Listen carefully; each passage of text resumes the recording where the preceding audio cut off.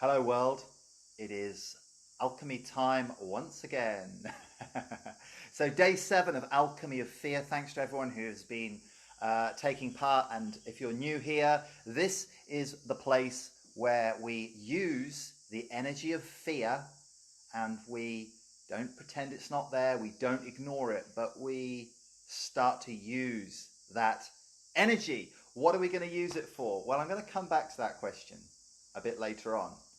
But first of all, I want to ask you the question of what do you think is the opposite of fear?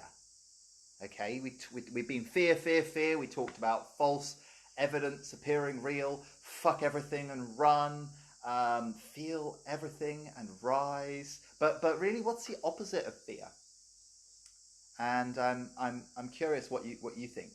I heard that love is the opposite of fear. It could be the case. One of my mentors' catchphrases, one of his catchphrases, my friend and mentor William Whitecloud, who is an inspiration, by the way, for this particular video especially, and whose work has supported me in my life. He wrote a great book called The Magician's Way, and it is about alchemy. And his question is, what would you love? You know, what would you love? And it's so easy when we're lost in fear, when we're stuck in trying to avoid the things we do not want to happen. We lose track of what it is we actually want to experience. What would you love right now? So it's a great question. But I want to give a fuller answer. I don't just think that the opposite of fear is love. What happens when we get paralyzed by fear? Well, most people are unable to make good decisions. Life is not so enjoyable. It may be a surge of adrenaline that is needed at the time to deal with an imminent situation. Usually it is not. So, you know, what's the opposite of being in a state of paralysis? You know, why do we get that paralysis? Well, think about it. You know, look at you know, an animal that's about to get chased by a lion, and the ears prick up. The lion or the cheetah or whatever is coming. It's chasing the gazelle, and the gazelle is like, fuck, I've got to use every ounce of my energy right now to avoid this imminent danger. So that's where fear can be useful. Yeah? And so, hey Mitch, so we're not trying to pretend the fear isn't there. We're not trying to avoid the fear. But at the same time, we don't want to get totally taken over by the fear. So what can we do? Well, we can come back to being powerful, creative beings. Hey, Angel, you're a powerful, creative being too. Sorry if that sounded cheesy. I didn't mean it that way. But what does it mean to be a creative being? And this is especially true at this crazy time right now where stuff's going on. Yeah? Now,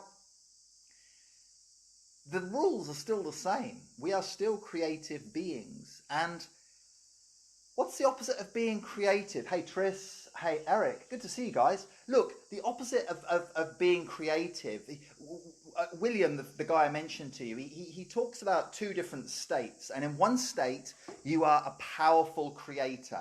And in the other state, you're a helpless victim.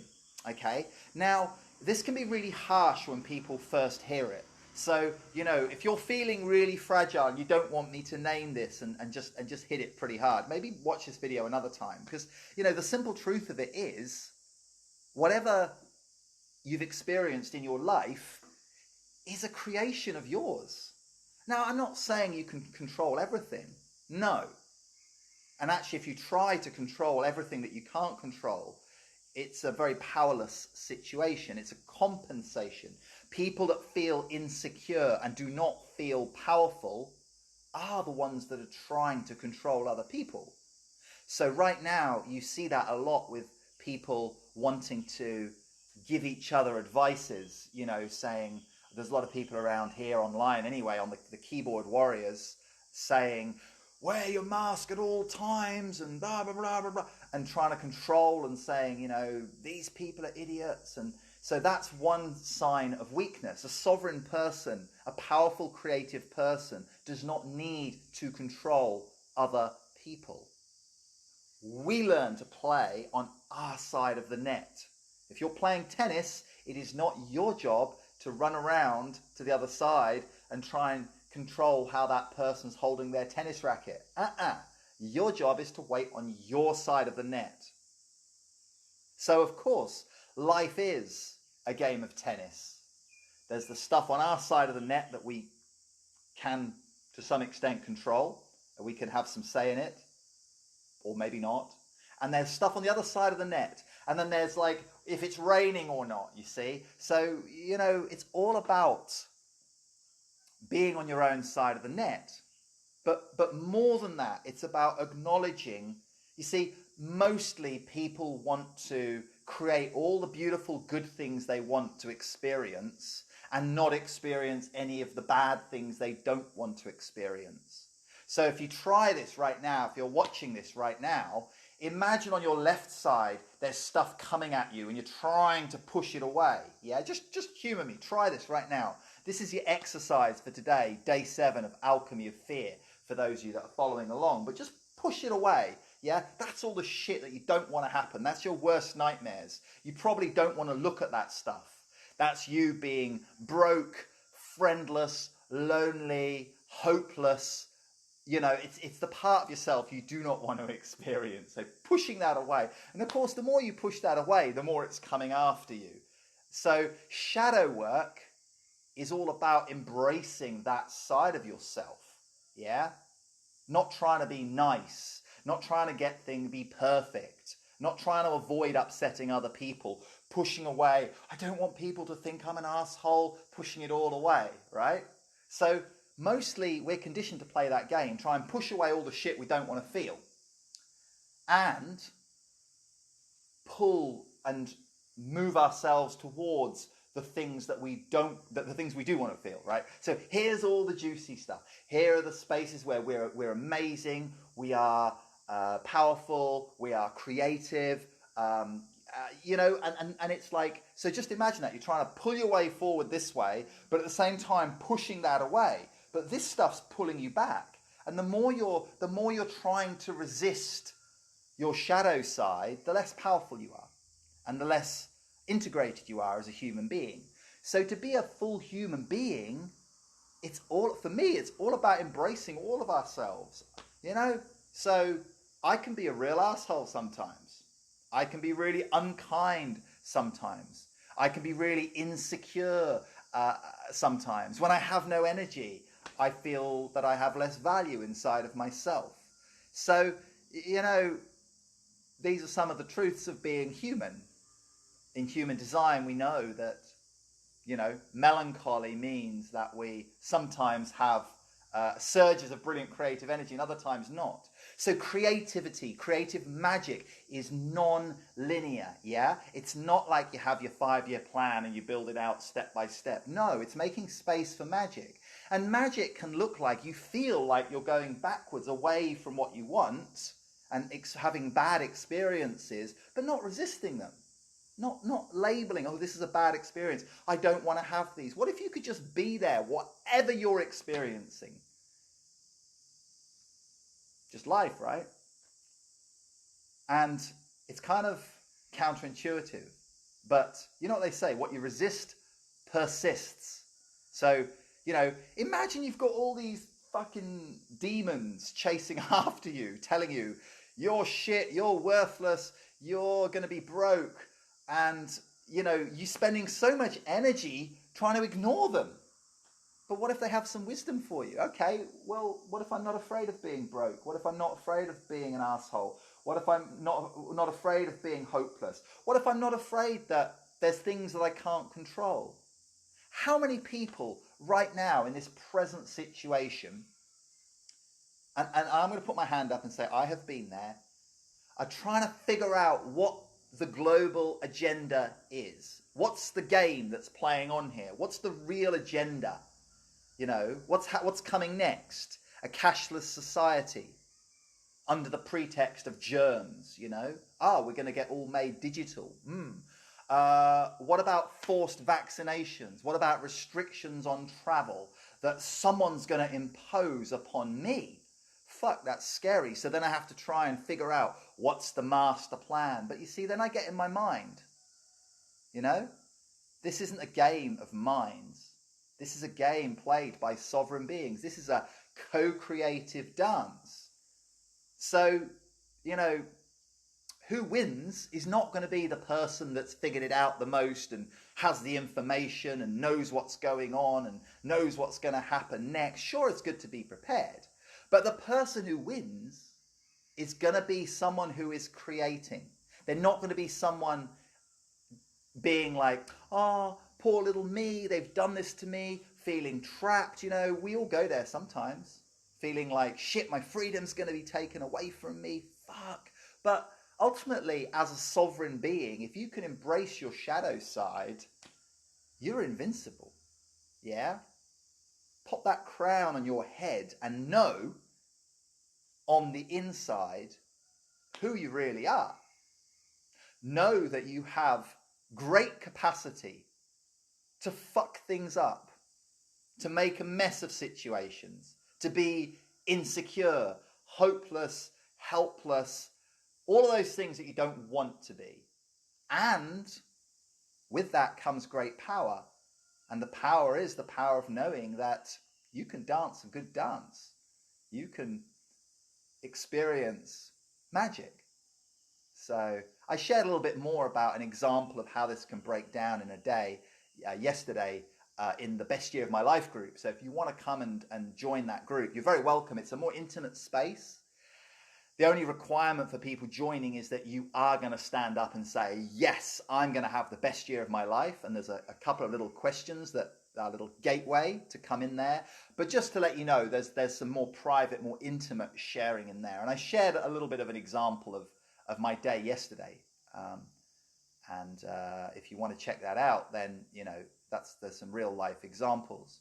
But I'd like to hear your real life examples, you know. What is the fucked up stuff, you know? And collectively, with our consciousness, we're creating all of this. You know, it's the resonance of fear that creates a situation that kind of attracts more fearful things to us. Have you noticed that some people's focus, you know, is on what they don't want to happen? And they're obsessing about all these things they don't want to happen. Interesting. So what would you love right now? You know, the future is not going to be the same, but what kind of future do you want to create? So one thing that I've come to just here is realizing how important it is to have the physical connection. If the internet goes down, I want to know that people can find me. I want to know I've got some friends who, if possible, could come and say hello, and I could go and say hello to them, and I actually know where they live, and they know where I live. I just moved house, so that's kind of a thing. But I'm going to wrap up pretty soon. Let's have a quick look in the comments and see what people have been saying. So really nice to have lots of you in the audience today. Yeah, Tris is doing some really good work in the middle of all of this. Sharing, has a Telegram group that he runs. Fanny, good to see you. Eric, really enjoyed reading some of your comments earlier today. I can't help but to feel the fear of others, and it makes me sad for them. Eric, you may enjoy the work of Byron Katie, which is a real powerful tool that we're going to be using. I'm going to share it. Maybe the very final thing. It's like the cherry on top of the icing on the cake. So, you know, feeling other people's fear is a really interesting thing, isn't it? Because we have individual and tribal and collective aspects of ourselves, as we know in human design. However,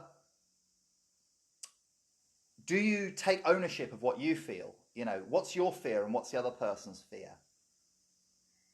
The work is a really powerful way to do this. So it's really about playing your own side of the net. So if you're feeling fear in your being, how do you work with that? For me, I feel like when people say, I feel for you, or I'm...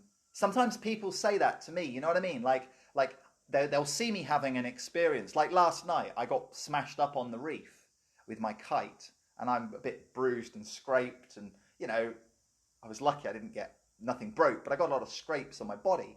Um, and someone said to me, "Oh my God, it looked like you were having a nightmare. I feel really bad for you." But actually, I wasn't. I was having a good adventure. You see what I mean? So they felt bad for me, but I don't know. I think they were imagining how it would be if it was them. Do you get the point I'm making here? It's like, feel your own feelings. And if you are feeling sad, well, if someone's feeling sad for me, I prefer that they check. They say, "Oh, Dunstan, I'm feeling really sad, and I'm wondering are you feeling sad?" And I'd be like, "Yeah, actually, I am feeling really sad. I'm glad you picked up on that. Thanks for opening that dialogue." Or I might say, "Yeah, I do have some sadness in my body, but right now I'm actually having a really good time, despite what it might look like." So you could be feeling sadness that the other person's feeling, in which case it might be nice that it's named. It could be that you're feeling sad and it's something that they weren't aware that's in them, but you can feel it. Or it could be that it's just your sadness and they're not feeling sad. And so sometimes we can be very accurate in our perception of what's going on with someone else. Sometimes we can be way off the mark. So if you're not sure, then proceed with respect and caution. So I never like it if someone says, "Oh, you're feeling this, you're feeling that," because I feel like I know myself pretty well. And if they can spot one of my blind spots, I can tell, I can feel the difference. Oftentimes people project their feelings onto others. So I don't know, I hope that makes some kind of sense. And the work of Byron Katie is a super powerful tool for that. Hey, Rick. Eric says it makes sense what you're watching. Yeah, cool. I'm glad. I'm really glad. Mark is watching. Hey, Mark. And Rod. Hello, Rod. Good to see you down in Tasmania there. So, does anyone have an example of this, or does anyone have a situation they are facing which they would like to come back into a powerful alignment with? You see, most of us have some moments of sovereignty. You have those days and you feel like a boss, or however it is for you, and everything goes according to plan and you feel powerful. You feel like you're able to help other people. You feel like you're able to do things that you love doing and you feel great.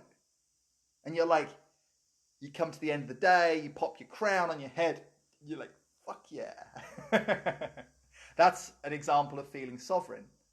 But what about those days when it seems like nothing is going according to plan? Life is throwing lemons at you.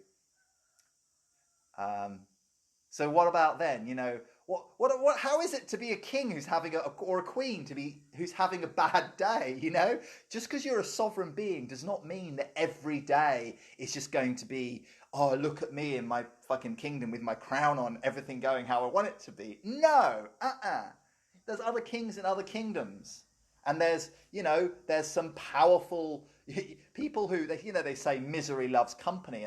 And some people's misery and unhappiness and problem oriented. They say that there's some people that every solution there's a problem.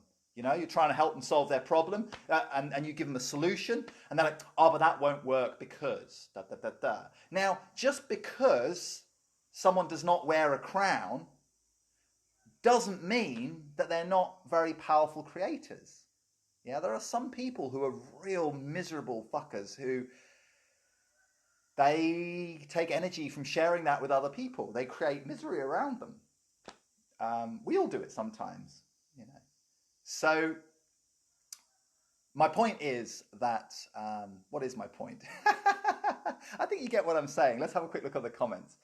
Eric says, yes, he gets it. Almost got in a fight with a stranger yesterday. Aren't they a days we're just missing the gift we've been given? Rod, this is the point I want to draw out. This is it. When we think we're having a shitty day, well, what's the gift? What's the opportunity? What's the magic? And Rod, I'm totally with you on this. Yeah, exactly. It's being created by our unconscious, isn't it? I'm not sure if you were listening, but earlier I was talking about how the things that we don't want, the things that we try to push away, where we're, not the kind of image that we want other people to see of us being powerful, the shitty side, the shadow side, It's there in our unconscious. And, you know, in this model, we're creating everything. We're creating from our conscious awareness. We're creating from let's do it this way. Our conscious awareness here, like that. Sorry, I'm not being rude. Our higher self that creates, you know, when things happen before you even realize you wanted them to happen. And then there's our shadow side, which creates fucked up stuff. And, you know, this is mechanical. The universe just says yes to all of them. So this is where self-knowledge is important. Here's what we think we want. Here's what's really our deepest truth. And here's all the kind of fucked up stuff we're trying to avoid. So earlier I had it this way round. The things that we don't want to happen, the things that we do want to happen. But universe says yes. So shadow work is all about going into those dark depths and discovering the shitty, unpleasant sides of ourselves, you know. The place, like I said earlier, where I could be a real asshole to other people, or, you know, all the fucked up stuff. I'm not going to go into it all again. But yes, and there is a little game that you can play. And here is my golden nugget for today. Here is how you can turn the worst day of your life into your greatest triumph. Who wants some of that? Give me a thumbs up, or give me some love if you want it. How do we turn our most fucked up day, you know, the day where absolutely nothing is going your way? You don't feel like a king, you feel like a pauper, you get cut up in traffic, someone yells at you, your Bitcoin halves in value, whatever. Who wants to know the magical tool for transforming that into a really top day? How do you do it? How do you do it? I'll give you a little clue. David Goggins is a great guy to read on this, and he takes this to the next level, especially in the physical realm. But it's a Jedi mind trick. So, okay, I got one thumbs up. Hey, Callum. Look, the tool I'm going to share with you is very, very simple. Okay, so imagine, you know, just imagine for a moment there's a God. Now, I'm not talking about beard in the sky, but imagine for a moment there is a beard in the sky, and beard in the sky calls out to you and is like, fuck you. I'm going to throw some lightning at you. I'm going to throw some rain at you. I'm going to make some trees fall over. I'm going to get the people around you to be crazy to you. I'm going to get someone to come up to you and punch you in the face. And God's like, fuck you.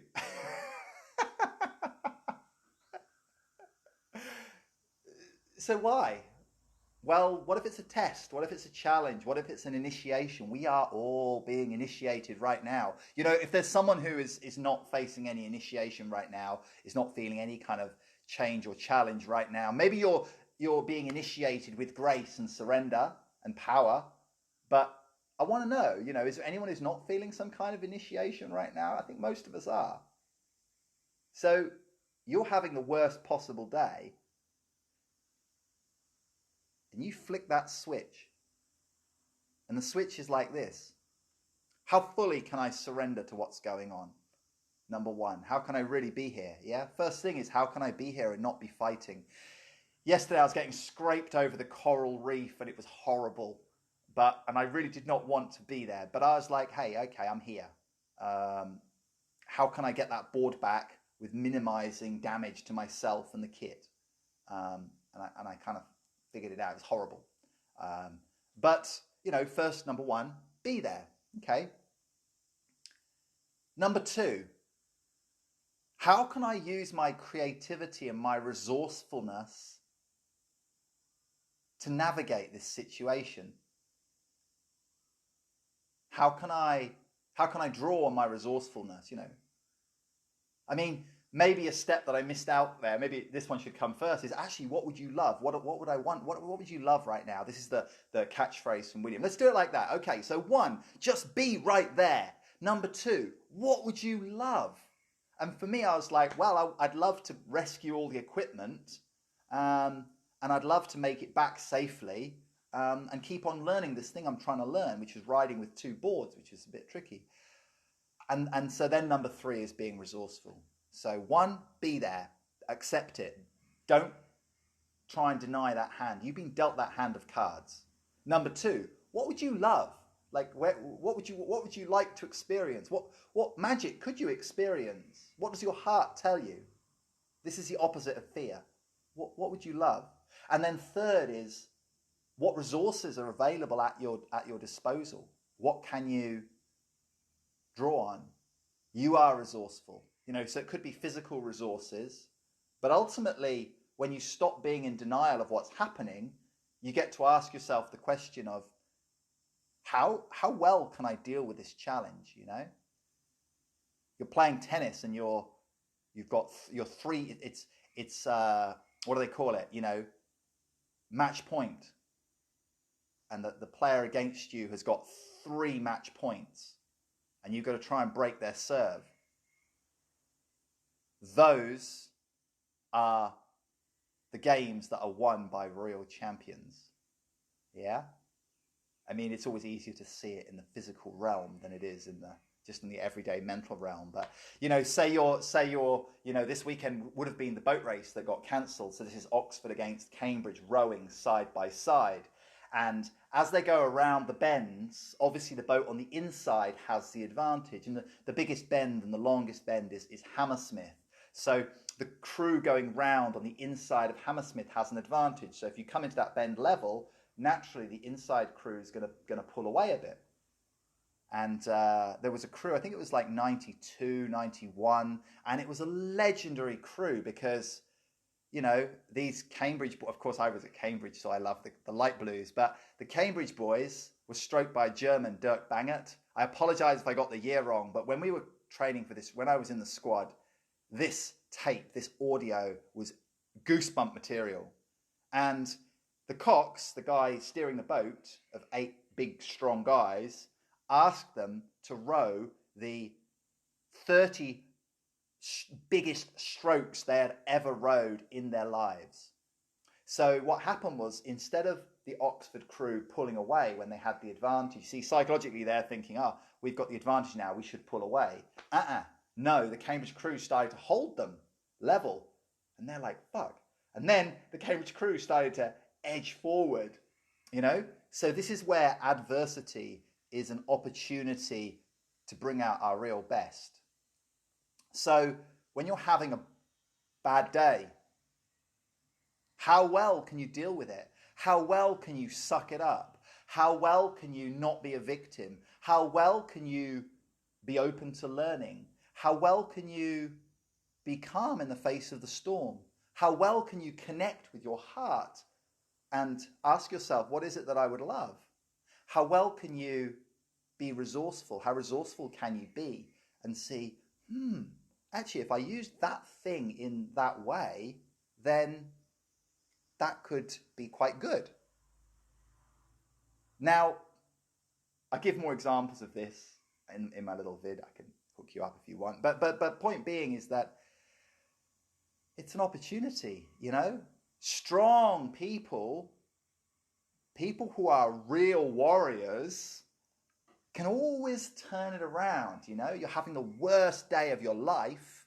Okay, so God's up there throwing everything he's got at you, and you can, it's a co-creation. You're not in control of much, but little you, little me, I'm looking back up and I'm like, okay, we're playing a game here, huh? So you're going to throw all that shit at me, okay? Well, I'm not sure how, but I'm going to come up with a solution. I'm going to work out a way. I'm going to figure out how I can roll with that and learn something and create something that I would love. And God's like, you know the game. Cool. You want some more? It's a test. It's training. It's an initiation. We live in a kind universe, and the universe is always conspiring to bring out the best in us. And Jordan Peterson talks about this. Life is not meant to be avoiding anything at all unpleasant. Life is there to make us stronger. Like a bit of steel on the blacksmith's forge. If you're getting smacked about and feeling pain, this has the potential to make us stronger, but we have to accept it. We can't fight it. Remember how we started, pushing away the things we don't want to have and desperately trying to go towards the things we want. You know, like a drowning man trying to climb into a boat, but actually being, you know, attacked by a shark and capsizing the whole damn boat. Like fear being contagious. So it's shadow work. It's all about embracing the unpleasant. It's all about allowing ourselves to feel the things that we think we do not want to feel, to experience the fucked up stuff that may happen. And then getting on with, you know, it's like you earn your power as a creative being, not by being perfect all the time. No. By being able to dance a good dance, by playing your side of the net with skill and with grace. So I hope this has been useful. And I would love to hear, firstly, how it moves you. You know, if anyone wants to own up to any victim patterns that they play, like, oh, poor me, this always happens to me, or someone's always putting me down, or, you know, whatever, it's hard for me because ... insert excuse here. Yeah? And then you can use that to be an opportunity. If it's hard for you because you have extra adversity, or you're not, you know, you're born in an unprivileged way, well, then you have an opportunity. The lower you start, the more opportunity there is to rise. The bigger the challenge that's facing you, the more opportunity there is for you to figure out and overcome. So, yeah, Mark's saying fight it, but enjoy the fight. Fuck yeah, fight the good fight, right? So that's what I wanted to drop down there today. Any questions, let me know, but otherwise I hope that's clear. You probably know me by now that I don't have a very direct and linear communication style. I'm more like painting a picture. And I'm still clarifying that picture within myself, but all these different modalities are coming together. Once again, a nod to my powerful teacher, William Whitecloud, my mentor and friend, William Whitecloud, who wrote a book called The Magician's Way. I believe he's offering a free 6-week course on this at the moment to get creative alignment. Yeah, thanks to his inspiration and also all the other teachers who've inspired me along this journey.